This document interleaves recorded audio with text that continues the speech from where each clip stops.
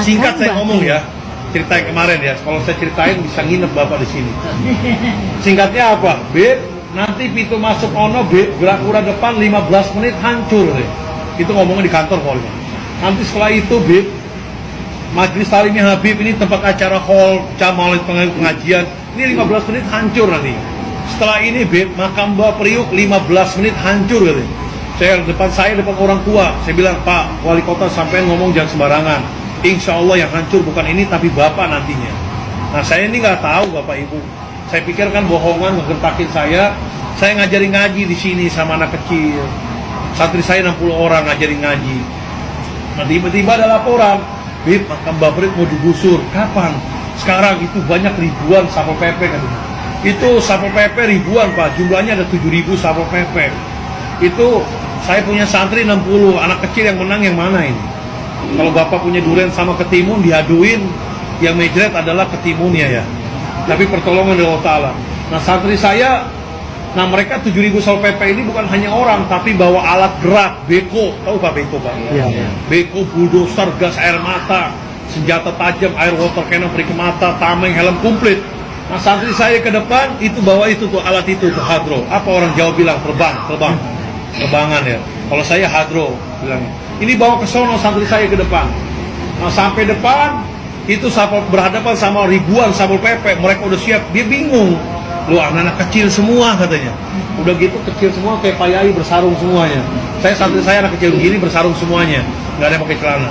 Bersarung semua katanya. Udah gitu bawa hadro selawatan di depan. Nggak ada rasa takut anak kecil santri saya. Nggak ada rasa takut. Nah tiba-tiba ada komandan Satpol PP, saya lagi itu belum tahu namanya sekarang udah tahu harian itu badannya gagah bengis, mukanya serem.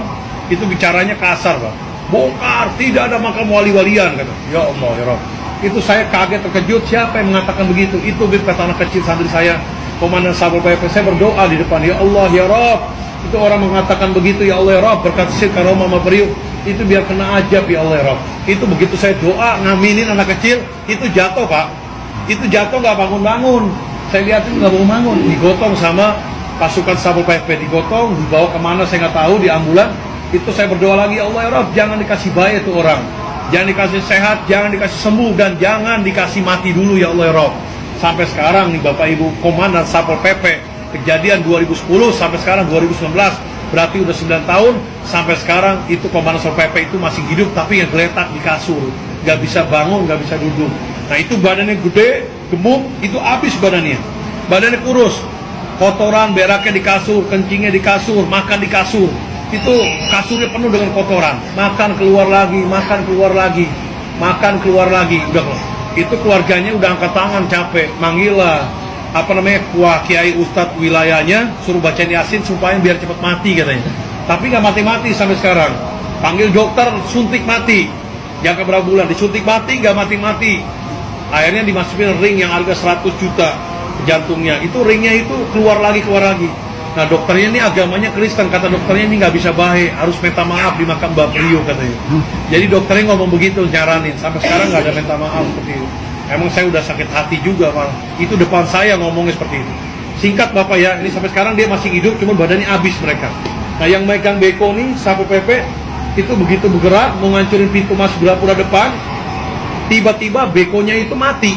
Udah nggak tersentuh lagi nih, pintu masuk Gapura.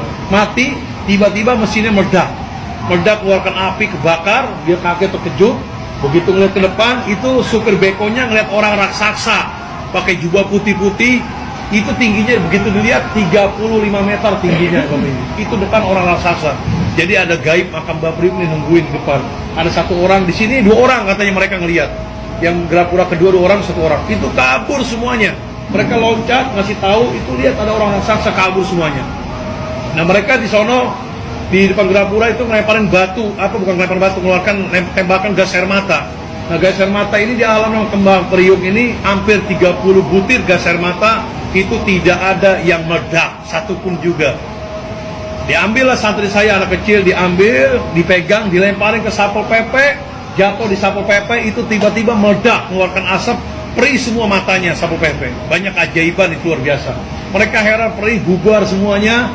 Mereka mundur, maju lagi, bawa air water cannon yang perih ke mata, itu airnya disemprotin ke anak kecil. Itu air itu kalau kena mukanya, matanya itu bisa perih, kalau nggak diobatin bisa buta, mengakibatkan buta. Itu air itu begitu masuk di halaman itu nggak kena anak kecil, itu kayak ada yang jagain. Di halaman pun air pun nggak jatuh sampai ke bumi, jangan mau.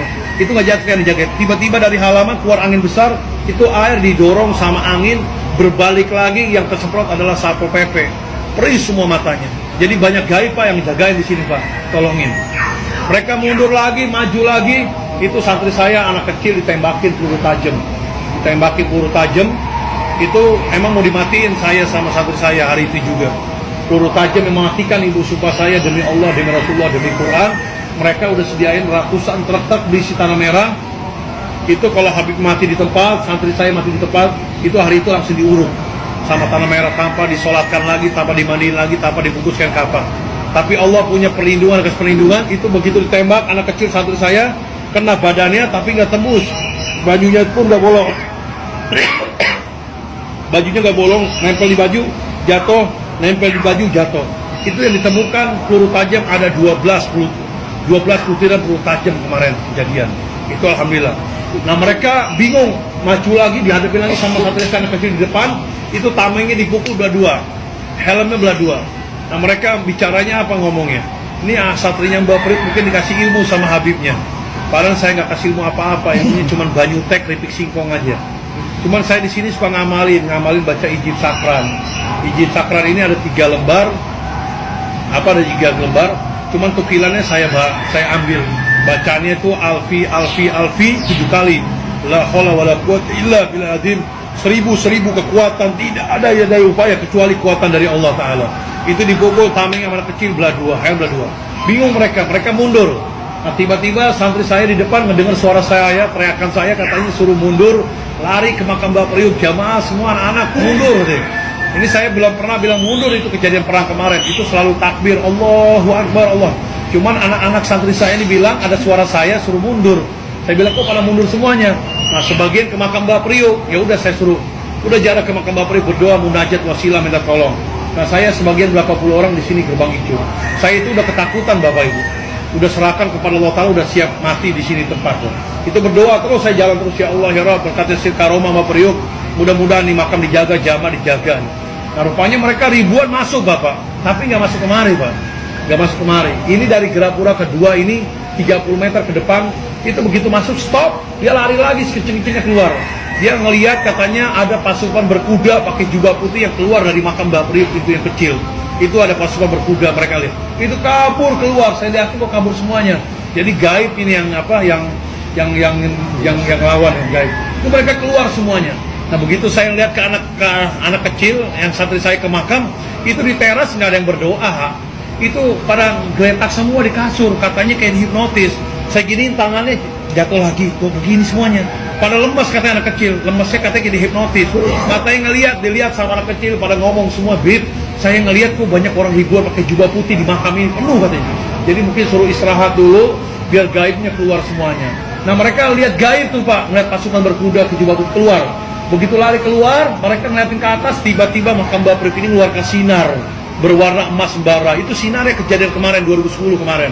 Nah ini sinar gaib kelihatan dengan mata. Ribuan ribuan Satpol PP, Polres yang agama Kristen pun ngelihat di depan sini. Saya pun ngelihat, jamaah semua ngelihat. Ini difoto sama santri saya anak kecil. Itu sampai ke langit sinarnya berwarna emas. Sampai ke langit muncul ribuan burung di sinar itu. Ribuan burung itu ngedeketin mobil Satpol PP, tiba-tiba burungnya itu ngelemparin batu dari atas. Mereka ngelihat kok ada burung ngelemparin batu aneh seperti burung ababil. Nah, burungnya itu udah ngelemparin batu, itu turun ke bawah, terus hilang semuanya. Itu mobil kendaraan Satpol PP dari depan Gerapura sama mobil Brimob sampai ke jalan raya kurang lebih hampir 300 kendaraan meledak semua, kebakar, tidak ada yang tersisa. Mobil water cannon, mobil beko kebakar semuanya. Nah ini Satpol PP yang ribuan berantakan semuanya dan banyak mati di tempat di situ yang kebakar badannya. Itu berantakan, mereka menyelamatkan diri keluar. Begitu keluar ke jalan raya itu ngelihat ribuan, ratusan ribu umat Nabi Muhammad penuh berbonjong-bonjong mau bela makam Mbak Priuk, nggak tahu datang dari mana, saya nggak tahu. Itu penuh. Kalau saya anak kecil semua di sini. Mereka masuk keluar takutan masuk ke dalam. Begitu ke dalam itu harus